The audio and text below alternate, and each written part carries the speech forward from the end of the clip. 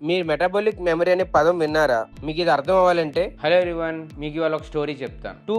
Person ఏ person B ఇద్దరికి ఒకేసారి sugar diagnose అయింది. ఇద్దరికి షుగర్ అస్సలు కంట్రోల్ లేదు. కానీ నెక్స్ట్ 10 years పర్సన్ ఏ షుగర్ చాలా బాగా కంట్రోల్ ఉంచుకున్నారు. పర్సన్ బి పెద్దగా పట్టించుకోలేదు, షుగర్ అసలు కంట్రోల్ లేదు. ఆ తర్వాత నెక్స్ట్ ఇయర్స్ ఇద్దరికి కాంప్లికేషన్ ఒకేలాగా ఉంటుందా ఏమనుకుంటున్నారు మీరు? అయితే నెక్స్ట్ 10 years చూస్తే పర్సన్ ఏకి కాంప్లికేషన్స్ చాలా తక్కువ ఉన్నాయి. పర్సన్ బి ముందు కంట్రోల్ లేని వాళ్ళకి కాంప్లికేషన్స్, తర్వాత కంట్రోల్ తెచ్చినా సరే కాంప్లికేషన్స్ ఎక్కువ ఉన్నాయి. ఎందుకంటారు ఇది? దీన్నే మెటాబోలిక్ మెమరీ అంటారు. మన బాడీ మీ షుగర్ ఎర్లీగా కంట్రోల్ చేసుకుంటే అది గుర్తుపెట్టుకుంటుంది. తర్వాత షుగర్ కొంచెం ఫ్లక్చుయేషన్ ఉండి కొంచెం కంట్రోల్ బాగాలేకపోయినా వాళ్ళకి కాంప్లికేషన్ రిస్క్ తక్కువ ఉంటుంది. దీన్నే మెటాబోలిక్ మెమరీ అంటున్నారు. ఇది నేను చెప్పట్లేదు. డయాబెటీస్ కి అతిపెద్ద స్టడీస్ యూకోపీడియస్ అండ్ డిసిటీ ట్రయల్స్ అని ఉంటాయి, దాంట్లోనే ఇది ప్రూవ్ అయింది. సో అందరూ కూడా అందుకే షుగర్ వచ్చిన వెంటనే ఫస్ట్ షుగర్ బాగా కంట్రోల్లో ఉంచుకోవాలి. కాంప్లికేషన్ వచ్చే వరకు వెయిట్ చేయకూడదు. Thank you.